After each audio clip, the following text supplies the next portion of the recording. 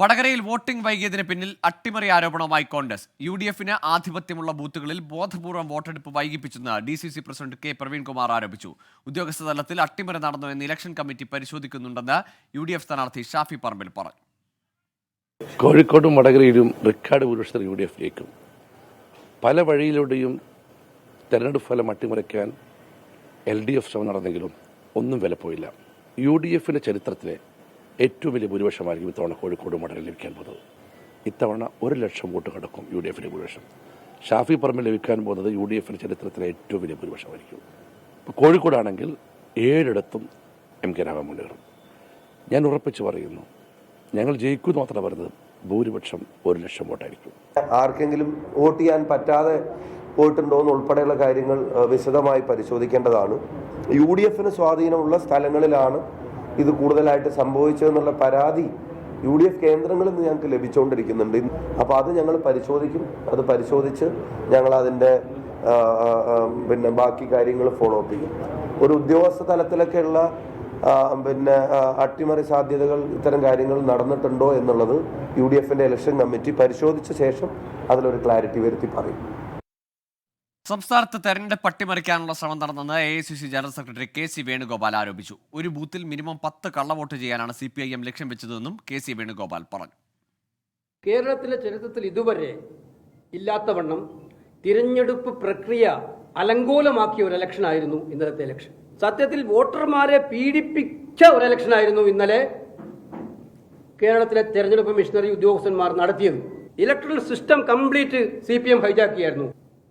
CPMന്റെ district committee യോഗത്തിൽ വെച്ച് അവർ കൊടുത്ത ടാർഗറ്റ് ഇരട്ട വോട്ടുകൾ ഒരു ബൂത്തിൽ മിനിമം 10 വോട്ടുകൾ വെച്ച് ഇരട്ട വോട്ടുകൾ ചെയ്യണമെന്നാണ് ടാർഗറ്റ്.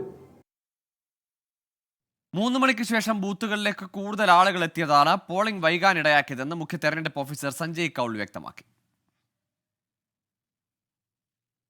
വൈകുന്നേരം 6 മണി 6:30 പോളിംഗ് കഴിഞ്ഞു. ബാക്കി booths by 8-9 it was over. Just these വടക്കരൻ്റെ 8 ബൂത്തുകൾ മാത്രമേ ആയിരുന്നു കുറച്ച് ഇഷ്യൂസ്. 3 മണിക്ക് ശേഷം ഈ ബൂത്തുകളിൽ ഒത്തിരി ആൾക്കാർ, ഒരു വലിയ ഒരു നമ്പർ വോട്ടേഴ്സ് വന്നു. അതുകൊണ്ടാണ് കുറച്ച് സമയം എടുത്തത്. അതൊന്ന്. രണ്ടാമത്തെ, ഈ വോട്ടിംഗ് മെഷീനിൻ്റെ ടെക്നിക്കൽ ഇഷ്യൂസ് പെർസെൻറ്റേജ് നോക്കിക്കഴിഞ്ഞാൽ നമ്മൾ ഇതിൻ്റെ അനലൈസ് ചെയ്തു. കഴിഞ്ഞ ഇലക്ഷൻ ആവറേജ് ഒരു 5% ആയിരുന്നു ഫെയിലിയർ റേറ്റ്. ഈ പ്രാവശ്യം VVPAT ബാലറ്റ് യൂണിറ്റ് കൺട്രോൾ യൂണിറ്റിൻ്റെ 0.44% ആണ് ഫെയിലിയർ റേറ്റ്. VVPATൻ്റെ 2.1% ആണ്. സോ അങ്ങനെ നോക്കിക്കഴിഞ്ഞാൽ ഈ പ്രാവശ്യം machines have performed much better than last time. നോക്കാം. എന്തായാലും വി വിൽ ബി എക്സാമിനിങ് അതെങ്ങനെ എന്ത് സംഭവിച്ചു, വെദർ അറേഞ്ച്മെന്റ്സിന്റെ കുറവായിരുന്നു, വാട്ട് ഹാപ്പൻ, എന്തായാലും നോക്കാൻ പോകുന്നു.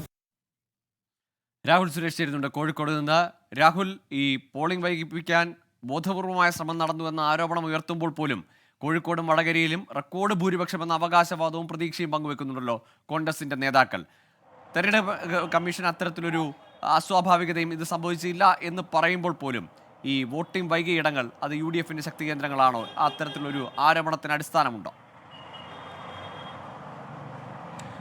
ഗോകുൽ, കഴിഞ്ഞ തവണ 82% ഇത്തവണ 77% വടകരയിലെ പോളിംഗ്. ഏതാണ്ട് 5% കുറവ് വടകര ലോക്സഭാ മണ്ഡലത്തിൽ രേഖപ്പെടുത്തിയിട്ടുണ്ട്. ഇതിൽ അട്ടിമറി ഉണ്ടെന്ന സംശയത്തിലാണിപ്പോൾ UDF ഉള്ളത്. പ്രത്യേകിച്ച് UDFന്റെ ശക്തി കേന്ദ്രങ്ങൾ നാദാപുരം ഉൾപ്പെടെയുള്ള കേന്ദ്രങ്ങളിൽ മനഃപൂർവ്വം വോട്ടിംഗ് താമസിപ്പിച്ചുകൊണ്ട് ഈ പോളിംഗ് ശതമാനം കുറയ്ക്കാനായുള്ള ശ്രമം നടന്നുവെന്നാണ് കോൺഗ്രസ് UDF ഇപ്പോൾ സംശയിക്കുന്നത്. ഇന്ന് രാവിലെ കോഴിക്കോട് DCC പ്രസിഡന്റ് പ്രവീൺകുമാർ മാധ്യമങ്ങളെ കണ്ടപ്പോഴും വടകരയിലെ സ്ഥാനാർത്ഥിയായ ഷാഫി പറമ്പിൽ മാധ്യമങ്ങളെ കണ്ടപ്പോഴും ഈ ഒരു സംശയം മുന്നോട്ട് വെച്ചു. ഉദ്യോഗസ്ഥരുടെ ഇടപെടലും ഇതിലുണ്ടായി എന്ന സംശയത്തിലാണിപ്പോൾ UDF ഉള്ളത്. ഉടൻ തന്നെ UDFന്റെ ഇലക്ഷൻ കമ്മിറ്റി യോഗം ചേരും. ഈ യോഗത്തിൽ തെരഞ്ഞെടുപ്പുമായി ബന്ധപ്പെട്ട മുഴുവൻ കാര്യങ്ങളും ചർച്ച ചെയ്യും. ആ ചർച്ചയിൽ ഇത്തരത്തിലുള്ള ഒരു നിഗമനത്തിൽ എത്തുകയാണെങ്കിൽ തെരഞ്ഞെടുപ്പ് കമ്മീഷനെ സമീപിക്കാനാണ് നിലവിൽ UDFന്റെ തീരുമാനം. ഇന്നലെ നമ്മൾ നേരിട്ട് കണ്ടതാണ്. ഏതാണ്ട് 10-ലധികം ബൂത്തുകളിൽ നമ്മൾ നേരിട്ട് പോയി റിപ്പോർട്ട് ചെയ്യുന്ന സാഹചര്യം ഉണ്ടായിരുന്നു. ഇന്നലെ രാവിലെ രാവിലെ 7 മണി മുതൽ രാത്രി 11:45 വരെ ഈ പോളിംഗ് ബൂത്തുകളിൽ നീണ്ട തിരക്കുണ്ടായിരുന്നു. 11:43 അവസാനമായി വടകര ലോക്സഭാ മണ്ഡലത്തിൽ ഒരാൾ വോട്ട് ചെയ്തത്. ഈ വലിയ തിരക്ക് ആളുകളുടെ ഭാഗത്തുനിന്നും ഉണ്ടായില്ല. പക്ഷേ എത്തുന്ന ആളുകൾക്ക് കൃത്യസമയത്ത് വോട്ട് ചെയ്ത് തിരിച്ചു പോകാൻ കഴിയാത്തതാണ് ഇങ്ങനെ വലിയ രീതിയിലുള്ള ക്യൂവിലേക്ക് എത്തിച്ചത്. എന്താണെങ്കിലും ഇതിൽ യന്ത്രങ്ങളുടെ പ്രശ്നമാണോ അതോ ഉദ്യോഗസ്ഥരുടെ പ്രശ്നമാണോ എന്ന കാര്യത്തിൽ വ്യക്തത വരുത്തേണ്ടത് തെരഞ്ഞെടുപ്പ് കമ്മീഷനാണ്. എന്താണെങ്കിലും UDF ഇതിനെ രാഷ്ട്രീയമായി നേരിടാനാണ് തീരുമാനം. ഈ വിഷയവുമായി ബന്ധപ്പെട്ട് LDFന്റെ വടകരയിലെ സ്ഥാനാർത്ഥി ഒരു പ്രതികരണം ഇതുവരെ നടത്തിയിട്ടില്ല. അല്പസമയത്തിനുള്ളിൽ KK ശൈലജ വടകരയിലെ നമ്മൾ ദൃശ്യങ്ങളിൽ കാണുന്ന ഏരിയ കമ്മിറ്റി ഓഫീസിലേക്ക് എത്തും.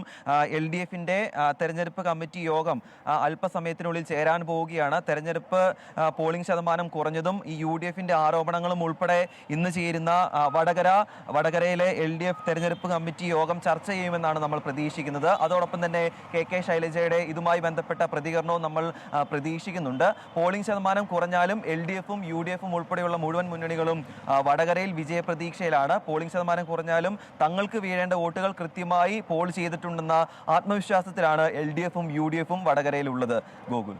ശരി, രാഹുൽ സുരേഷാണ് വിവരങ്ങൾ പങ്കുവച്ചത്. ഏതായാലും വടകരയിൽ തെരഞ്ഞെടുപ്പിന് ശേഷവും ആരോപണങ്ങൾ തുടരുകയാണ്. വോട്ടിംഗ് വൈകിയതുമായി ബന്ധപ്പെട്ടുള്ള കോൺഗ്രസ് അത് ഒരുപക്ഷെ ഈ വിലയിരുത്തലുകൾക്ക് ശേഷം പരാതിയിലേക്ക് അടക്കം കടക്കുമെന്ന സൂചനയാണ് നേതാക്കൾ നൽകുന്നത്.